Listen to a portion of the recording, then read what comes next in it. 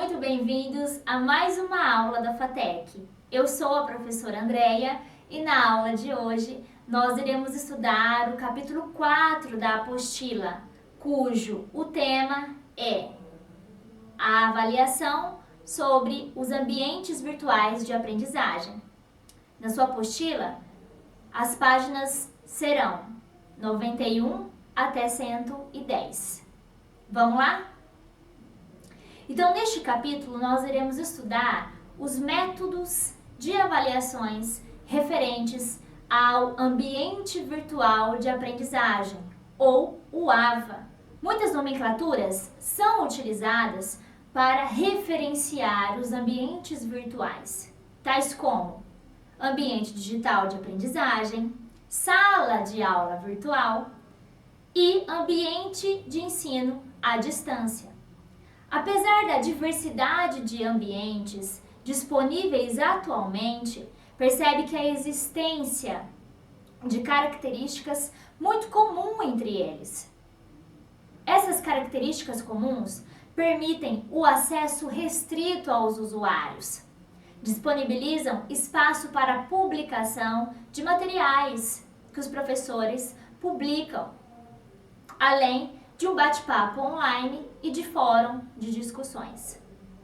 Se por um lado os ambientes virtuais permitem a centralização de todas as informações referente ao curso, por outro lado, o gerenciamento desse grande fluxo de informação, ele fica sobre a responsabilidade de cada participante, ou seja, de você, aluno. Sendo assim, o desenvolvimento da ferramenta específica para o mapeamento das interações possibilitam que o acompanhamento da frequência e da produção de cada aluno seja de forma eficaz, levando em consideração o processo de avaliação de aprendizagem no ambiente virtual. Segundo Piaget 2003, o sujeito ou o aluno não pode ser compreendido sem os elementos do seu meio, e a interação modifica os sujeitos uns em relação aos outros.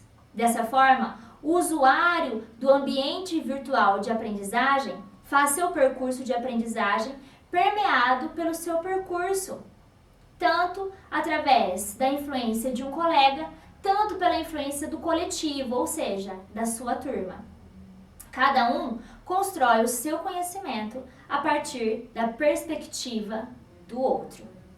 Já de acordo com o Demo 2002, tanto a avaliação numa perspectiva qualitativa quanto numa perspectiva quantitativa pode ser considerada apenas uma possível aproximação, que precisa ser realizada de modo a colaborar com a aprendizagem do aluno, considerando que a avaliação tem por objetivo o compromisso com a aprendizagem e com o entendimento do aluno.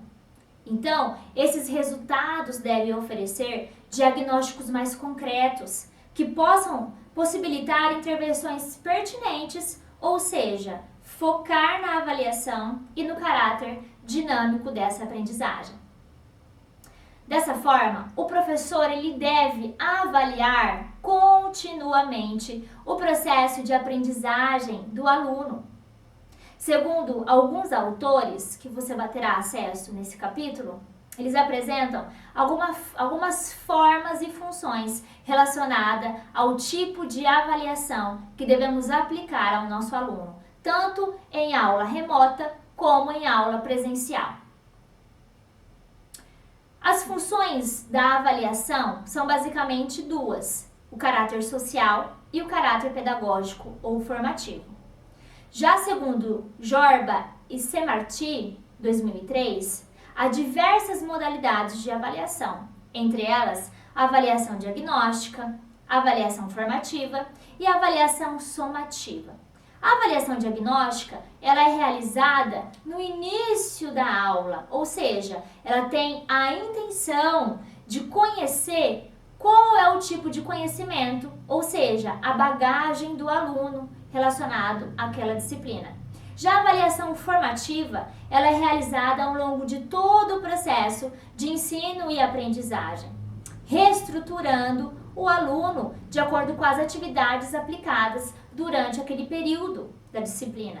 E a avaliação somativa é aquela avaliação que é aplicada no final do semestre ou até mesmo no final do bimestre, levando em consideração todas as bases tecnológicas e conteúdos aplicados para aquela turma. Já segundo Kinker, 2003, existem 3 modelos de avaliação.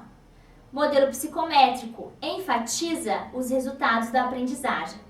Modelo sistêmico enfatiza o processo de ensino e aprendizagem, assim como a avaliação formativa, que leva em consideração o aprender do aluno ao longo de todo o percurso da disciplina. E o modelo comunicativo ou psicossocial, que leva em consideração a aprendizagem entendida pela construção do aluno, as mediações produzidas entre os colegas de classe, até mesmo pelo ambiente virtual, pela aula remota, com toda a aplicação ou discussão por meio de fóruns, ou até mesmo o bate-papo online, influencia na construção desse conhecimento, além de despertar no aluno essa autonomia e o papel da interação, sendo visto como muito importante na construção do conhecimento. O texto ainda aborda algumas funções da avaliação: a função prognóstica, a função diagnóstica e a função classificatória. A função prognóstica, ela verifica o provável desenvolvimento do aluno. Já a função diagnóstica, ela verifica todo o processo.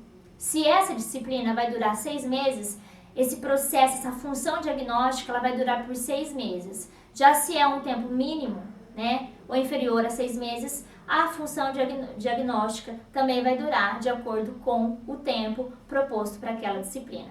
E a função classificatória, que no final do processo, ela vai realmente verificar se o aluno atingiu ou não o objetivo da matéria, ou se ele conseguiu aprender sobre aquela matéria.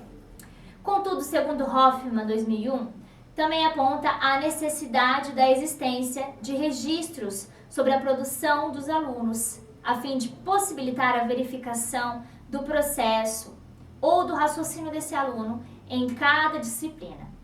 Então, segundo Hoffman, é muito importante você, futuro professor, registrar tudo que o seu aluno realiza em sala de aula, todas as perguntas que ele realiza, até mesmo em aula remota, que é o que nós estamos vivendo nesse período. Todas as perguntas, qual é o momento que ele faz a pergunta, qual é o tipo de raciocínio que ele realizou para responder aquela questão dissertativa ou até mesmo aquela conta. Então, esses registros também servem como uma forma de avaliação. Já segundo Quintana, 2003, o portfólio acaba sendo uma estratégia de avaliação, uma vez que a sua elaboração também envolve muito a criatividade e a autorreflexão. Devemos deixar claro que o processo de avaliação, a forma de avaliar, ela tem que ser totalmente estabelecida pelo professor. Cabe ao professor decidir qual é a melhor forma de avaliar o seu aluno. Neste capítulo também, no capítulo 4, o autor cita eixos conceituais, tipos de ambientes virtuais de aprendizagem e finaliza considerando a importância das interações, tanto em fóruns de discussões como em bate-papos online, levando em consideração o conteúdo trabalhado por meio do texto ou até mesmo exposto numa aula interativa. Entende-se que o estado da interação ou até mesmo a ação dessa interação entre os alunos acaba sendo eficaz no processo de conhecimento e aprendizagem. A tarefa de avaliação da aprendizagem na modalidade de educação à distância acaba sendo primordial para a vida tanto do aluno quanto do professor. Muito obrigada, te espero terça-feira na aula interativa.